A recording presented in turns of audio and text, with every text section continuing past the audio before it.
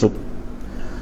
Fa iza amintum faman tamatta'a bil umrati ilal hajj famastaysara minal hajj faman lam yajid fasiyamu salasati ayyamin fil hajj wa sab'atin iza raja'tum tilka asyaratun kamilah zalika liman lam yakun ahluhu hadiril masjidil haram wattaqullah wa'lamu annallaha syadidul iqab.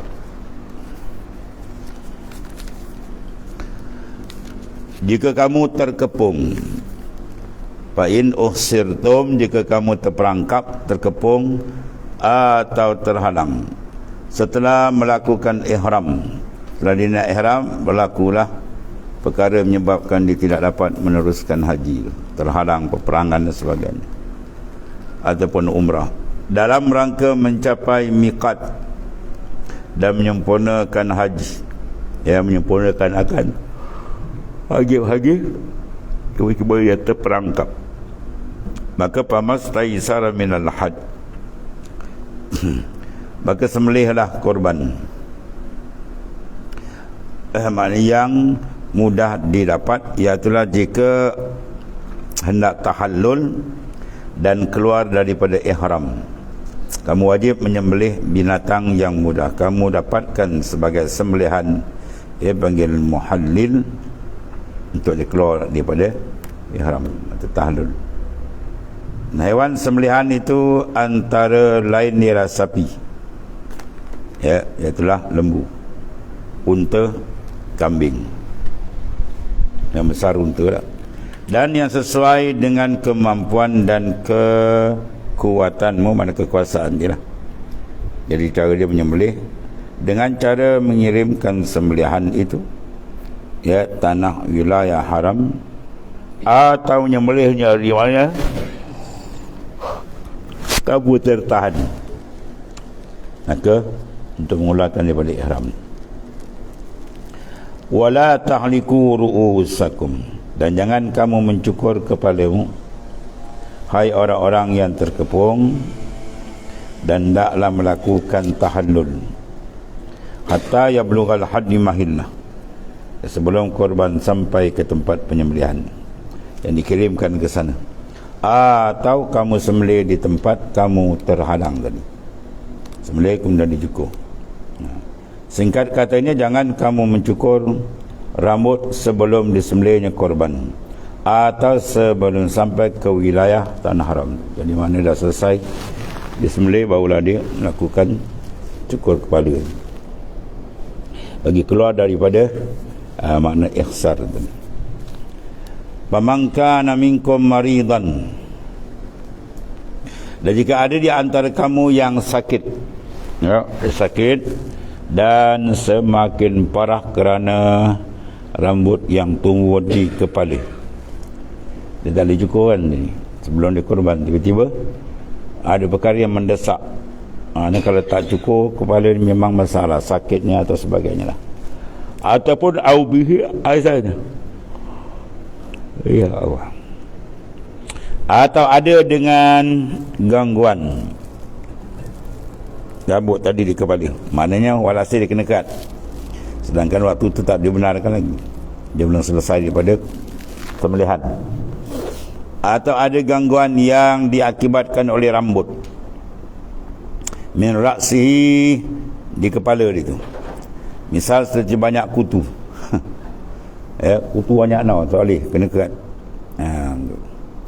Dan pusing berat, kepala dia ada jenis, kalau dia tak cukur kepala dia berat, sakit, berdenyut, salan, mana walhasil mana dia kena cukur, itu maksud, untuk menolakkan mudarat. Atau luka yang mengganggu, ia bercukur karenanya, maka fafidyatun, wajib alaihi fidyah, maka wajib atas dia fidyah, masdar marfu' dirujuk, fafidyatun, maka wajib atas dia fidyah, maka wajiblah atasnya berfidyah, baik berupa dikata min siyamin, puasa selama 3 hari,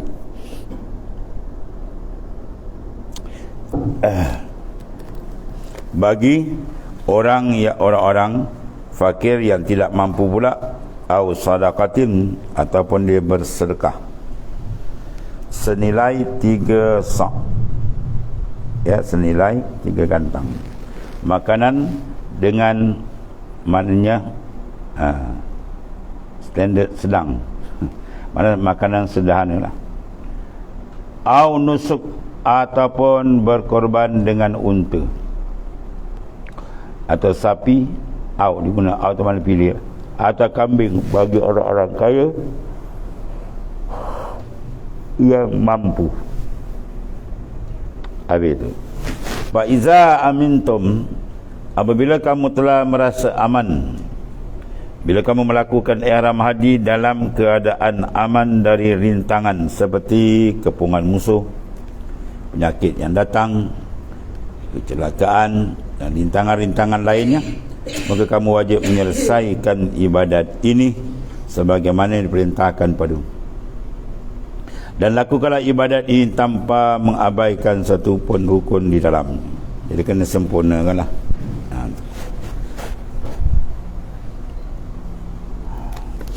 Qala Allah Ta'ala, faman tamatta'a bil umrat ilal hajj. Faman tamatta'a, maka bagi siapa yang ingin mengerjakan, mendekatkan diri kepada Ta'ala dengan menunaikan umrah, tamatta', mana nak bertamattu' di sini, bil umrah pada bulan-bulan haji. Lalu setelah usai manasik, setelah selesai dia mengerjakan umrah, yang bermaksud bila haji ilal umrah, ilal hajj, telah menunaikan haji, maka pamastaysarah minal hajj. Maka apa yang mudah didapat, ia wajib menunaikan apa yang mudah baginya berupa korban. Ya. Kemudian para ahli fiqh, ulama-ulama fiqh, ada yang menyebutkan dengan dam al-jubran mungkin, iaitu darah tebusan yang disembelih pada saat melaksanakan ihram haji. Dan kamu tidak boleh memakan sebahagian daripadanya. Paman lam yajid fasiyamu salasata ayyamin fil haji wa sab'atin idza raja'tum. Tapi jika ia tidak menemukan korban, tidak mampu, atau tidak ada binatang korban misalnya ketika itu,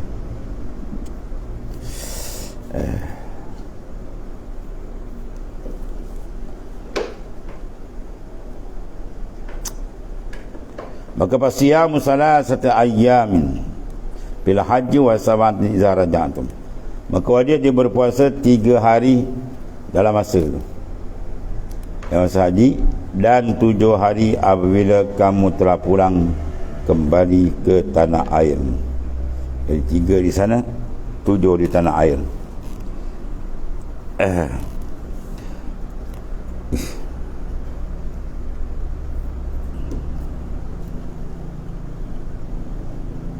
Maka wajib berpuasa 3 hari dalam masa haji dan 7 hari lagi apabila kamu telah pulang kembali ke tanah air. Kerana apa? Puasa di tanah suci, khususnya pada musim haji, merupakan beban yang paling berat.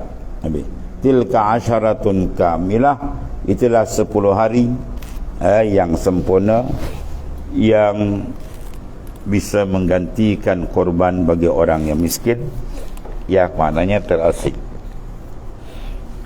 Kemudian kamu diperintahkan untuk berpuasa di tanah haji dan tanah haram selama 3 hari, ya, tiada lain agar kamu tidak terhalang untuk menyempurnakan kesempurnaan haji pada waktu itu. Jadi maknanya dia pergikan 3 hari sana, 7 di balik. Zalika liman lam yakun ahluhu hadiril masjidil haram. Demikian segala hukum disebutkan tadi, 3 di tanah haram, kemudian balik 7 hari di tanah air, iaitu hukum kewajipan membayar fidyah seperti di atas. Ya. Adalah kewajipan bagi orang-orang yang keluarganya tidak berada. Liman lam yakun ahlu hadirin Masjidil Haram, tidak ada di sekitar Masjidil Haram, iaitu penduduk di sekitar Masjidil Haram, ya, dan sekitar dengan jarak kurang daripada 80 km. Wattaqullah, dan bertakwalah kepada Ta'ala dalam menjaga perintah-perintah, iaitulah kehambaannya kepada Allah Subhanahu Wa Ta'ala. Wa'alamu anna Allah syadidul iqab, dan ketahuilah bahawasanya Allah Ta'ala yang melihat hati orang-orang yang melaksanakan perintahan adalah syadidul iqab, sangat keras seksaannya. Kerana banyak perintah syariat, terutama yang berhubung dengan haji, dilanggar kerana apa? Kurang pengetahuan tentang rahsia di dalam. Berarti di akhir zaman adalah hadis menyatakan 3 kumpulan manusia. Si kaya pergi haji ialah melancong. Orang kaya kan, pergi haji dia orang kaya duit banyak, jadi melancong. Mana niat tu bukan benar-benar nak ibadat berseronok. Yang pertengahan pula sibuk dengan mengumpul kekayaan perniagaan dia. Mana apa? Dia ambil kesempatan berniaga. Satu dunia turun Mekah kan. Wah, seronok apa dia lepak semua laku kan. Jadi niat sudah rosak. Si kaya niat rosak dengan sebab melancong di akhir zaman punya haji kan. Pertengahan mereka buat haji, kenapa? Mengambil kesempatan berniaga. Dia berniaga bulan haji sebulan, setahun boleh makan, untung. Dan yang fakir miskin pula, ya, untuk mengambil peluang meminta sedekah, ya, bawa datang tu banyak duit tu kan. Dia bagi banyak dapat. Jadi tiga-tiga tu terlingkup habis semua. 3 golongan haji ni, haji apa dipanggil? Haji terlingkup, haji ketutul ni. Si kaya tak jadi, pertengah pun tak jadi, si miskin tak jadi. Sebab apa? Tu ada gangguan. Tu sebut dalam hadis sahih dari Nabi sallallahu alaihi wasallam. Jadi kena berhati-hati kan, ya, dan ibadah haji. Itu tak pelik. Banyak wali-wali, ya, diberikan penglihatan mukasyafah pada zaman mereka. Tahun ni dia kata tak sampai 20 orang haji yang diterima. Banyak, mungkin satu dunia berlonggok tak sampai 20 orang yang terima. Bayangkanlah, ya, menandakan apa? Banyak keadaan-keadaan yang menyebabkan tertolak haji mereka. Kerana mereka pergi haji tu kan belajar betul pun, kan tak ambil berat. Orang melontar batu dia lontar dengan payung, payung dia baling. Ya, macam-macam hal tadi. Allah karim. Dia melontar dalam marmah kan. Kita melontar dalam marmah, tempat kawasan itu. Dia pergi baling tiang. Tiang baling. Kalau baling tiang 4 batu dah keluar kan. Nak jelas terus. Yang maknanya segala syarat dan rukun pendetiran itu tidak dijaga dengan baik. Menyebabkan haji mereka tadi tidak diterima oleh Ta'ala sebab cacat rukun-rukun dia dan sebagainya. Atau peringatan daripada Ta'ala didatangkan dengan lafaz wa'lamu annallaha syadidul iqab. Ketahui bahawa Allah Ta'ala itu sangat dahsyat azab dia. Maknanya dalam bab haji jaga. Banyak orang rosak kalau tak dijaga betul-betul, ya. Bila rosak terjadi sebab main-main, jadi azab Allah Ta'ala itu maha dahsyat. Masih jaga betul-betul, itu maksudnya, ya. Ini peringatan dia. Kemudian al-hajju ashhurum ma'lumat, faman farada fihinna al-hajj fala rafatha wala fusuqa wala jidal fil hajj. Wa ma taf'alu min khairin ya'lamuhu Allah wa tazawwadu fa inna khairaz zadi taqwa wattaqun ya ulil albab. Al-hajj, mana haji ni ashhurun ma'lumat. Waktu-waktu haji musim haji ni ashhur maklumat, lah beberapa bulan yang diketahui. Maknanya bulan haji maklum, bulan yang banyak dilimpahi barakah seperti Syawal, Zulqa'dah. Zulqa'dah tu baca, kita baca Zulqa'dah, baca betul ialah Zulqa'dah, dan Zulhijjah. Baik keseluruhan atau sebahagian daripadanya sesuai dengan perbezaan dalam pelaksanaan haji. bulan-bulan haji dipanggil. Faman faradha fihinnal hajj, barang siapa menetapkan niat dia atas diri sendiri, mana pergi haji lah, fihinnal hajj, dalam bulan itu akan mengerjakan haji, maka ia harus mesti memenuhi syarat-syarat dan segenap rukun haji secara lengkap. Maknanya dia kena mendetili dan mempelajari betul lah pada bulan-bulan. Ia harus menggenapinya dengan baik tanpa berubah tekadnya, berganti niatnya atau menghalalkan hal-hal yang diharamkannya. Maka ketika itu pala rafas, maka tidak boleh rafas ataupun jima' ataupun bersetubuh, ya, meski waktu ibadat berlangsung. Ya, lama. Dan jangan fusuk, wala fusuk, jangan melakukan fasik, yang menyimpan dari batas-batas, menyimpang dari batas-batas Allah Ta'ala dengan melakukan hal-hal yang dilarang. Mana segala muharramat pun diharamkan fil hajj, dia kena jaga betul lah. Wala jidal, dan jangan berbantah-bantah. Kalau tiba sana macam-macam hujan, rasa panas semua dia kan.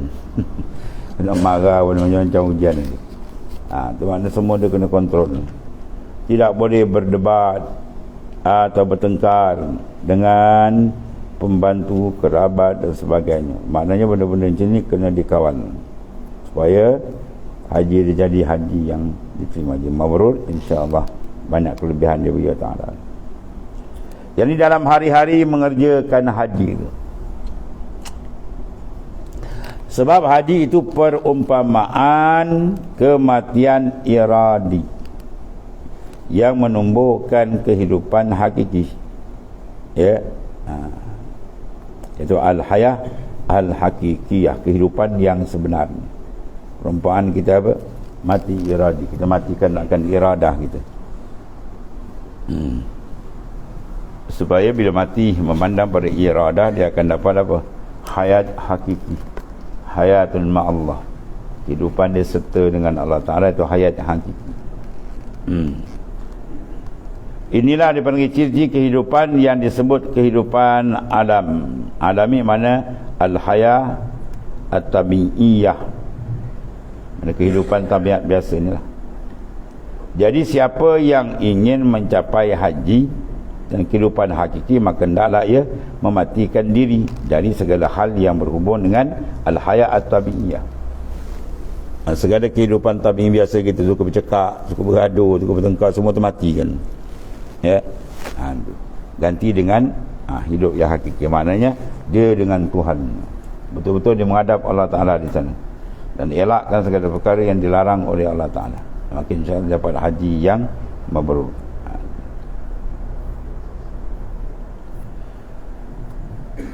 Allah, yang merupakan pinjaman Allah Ta'ala yang tiada abadi. Apa dia tu? Al-hayat at-tabi'iyah, mana kehidupan tabiat biasa ni, semua biasa, sekejap je lah, datang mati habis semua tu. Benda ni yang dibawa kat sana macam-macam ni. Ada yang tuan tunjuk langsung tak dibawa ke haji, dia bertengkau kat sana, wah tak ada apa dia dapat. Dia sampai sana terus masuk hospital, sampai balik sihat balik. Macam-macam tuan tunjuk, ya. Ada seorang tu dia cerita, dia pergi haji tu kan, dia menumpukan apa, bukan menumpukan hati ke Allah, dia menumpukan dia bekal. Dia buat bekal, dia pelik pada orang yang banyak lagi, ini semua nak dibawa, habis belacan caluk nak dibawa. Kan, begitu anak jauh dia sampai sana, dia cari barang ni hilang, satu beg pun tak dapat cari, kosong, tangan kosong tu kan. Dah menumpang kemah orang sampai habis haji, nak balik berjumpa balik orang, balik mana tu. Tuan Najau ditawakal tu. Ya, seluruh barang dia bawa, satu sikit dia dapat guna tu. Dia tak jumpa. Dia pergi haji betul-betul macam fukara fakir miskin, betul. Menumpang kemah orang, dapat lagi kerja haji. Balik dia bawa balik barang, jumpa balik. Baru dia tahu tu. Mana kerja kamu betul-betul, matikan diri kamu sebelum mati. Pergi haji tu pap kerat, segala hayat at-tabi'iyah tu potong. Kita kena hayat dengan dia mana? Hayat al-hakikiyah, itulah al-hayat ma'allah. Serta dengan dia, dan bergantung dengan dia, berharap dengan dia, yang putus ingatan dengan dia. Allah. Semua itu tidak mudah dilakukan kecuali hanya dengan keluar dari berbagai konsekuensi. Mana akal bahasa dia banyak pelik persial yang bercampur dengan ilusi dan khayalan. Mana isyarat pada apa? Keluar daripada diri kita lah. Ukhruj min awsab basyariyah, keluar daripada segala sifat basyariyah yang radiah, yang menjadi hijab, jangan buang, bersihkan. Bahkan seringkali akal personal dikuasai oleh berbagai khayalan. Akal kita biasa tak bersih ni banyak dimasuk benda-benda yang radiah, yang tak elok. Dia ada hadir, dia nak bersih zahir dan bersih batin dia, baru insya-Allah haji dia akan dapat sempurna. Kemudian semua itu hanya dapat dicapai oleh salik ahli ibadah, mana orang yang betul-betul biasa melakukan suluk rohani dia dengan Tuhan, yang telah dibersihkan oleh Al-Haq Subhanahu Wa Taala dari dirinya sendiri secara bertahap dan meningkat dari satu alam ke alam yang lain, yang telah dipilih oleh zatnya, sampai akhirnya ia tiba di makam dan tingkatan yang merangkum semua tingkatan lain di sisi Allah Subhanahu Wa Taala. Ini main hakikat ada peringkat alam ke alam dia berjalan. Di situlah semua alam pun fana. Bila dia masuk ke alamil malakut, alamil jabarut, mana lenyap. Sebab bila difanakan alamil mulki, baru dia layak masuk alamil malakut. Difanakan alamil malakut, baru dia layak pergi alamil jabarut. Itu yang ada. Lagi tak fanak ke perasaan makhluk, nampak ini lagi, dia layan kendak ni, terjadi tabiat tabi'in itu dibawa di sana, menyebabkan tidak terbuka hijab dia dengan Tuhan. Sebagaimana dirinya juga, ya Allah, juga ikut fana di situ. Ia tidak akan jatuh sama sekali dari ketinggian itu. Alih-alih terseruk, ia justru akan teguh, kukuh dan tenang di situ. Sebagaimana kita melihat jiwa-jiwa seperti itu yang penuh harap untuk mencapai makam tersebut, seiring bergantinya zaman, maka Allah SWT mengulurkan bayangannya yang maha tinggi kepada para ahli yakin dan makrifat. Dan misli dibalik nama Allah sebagai misli dia itu sendiri, dipanggil hayhata, mana udah jauh sangat, kita tidak mungkin bisa bahkan sekadar untuk membicarakan. Semoga Allah Ta'ala menjadikan kita semua sebagai pelayan di hamparan debu kakinya Allah. Mudah-mudahan kita dapat maknanya mengikuti jalan para awliya illahi ta'ala, dapat duduk debu kaki dia pun besar. Dia kata apa ni, insya-Allah kada jalan ni kan jalan orang. Kemudian setelah memerintahkan para hamba untuk menunaikan haji di Baitullah demi mengagungkan Allah dan rumahnya, mana membesarkan Allah Ta'ala, maka Ta'ala mendorong mereka untuk berbuat baik dan mengorbankan harta dalam kebaikan dan jalan kebaikan, agar jiwa mereka dapat meresapi sifat terpuji. Pak Haji sendiri lambang pengorbanan kan, sanggup bayar dengan mahal tambangnya apa semua, itu tanda dia berkorban. Sebab tidak berderma akan menghalangi kecenderungan hati daripada kekasih hati.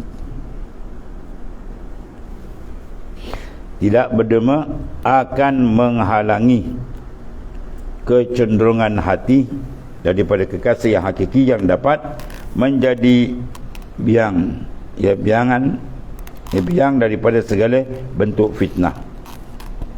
Maka Allah SWT menyatakan, wa ma taf'alu min khairin ya'lamuhullah, dan apa yang kamu kerjakan demi redha Allah Ta'ala, min khairin, yang berupa kebajikan, yang bersih daripada noda, ya, mengungkit itu panggil noda, ya, merosakkan dan menyakiti. La tubtilu sadaqatikum bil manni wal adha, la tubtilu sadaqatikum, jangan kamu batalkan sedekah, mana pahala sedekah, bil man, ungkit, ya, wal azza, dan menyakiti, dia bagi tapi sakiti orang, minta macam-macam, itu semua merosakkan pahala. Maka semua ini berarti ya'lamuhullah, nasihat Allah mengetahui secara khudur. Jadi kita kata waqafa billahi alimah, cukup kita buat ibadat, Tuhan dah tahu, tak payah nak tunjuk kat orang, tak payah nak dia kawan, tak payah, kita dengan dia. Dan kebaikan semacam ini selalu berjalan di atas jalan lurus, yang merupakan jalan Allah Ta'ala yang agung dan tegak, ya, tidak mana berkonah ke sana kemari, tak ada, bulat terus. Maka watazawwadu fa inna khairaz zadi taqwa, berbekallah untuk menyeberang sirat Allah Ta'ala dengan apa?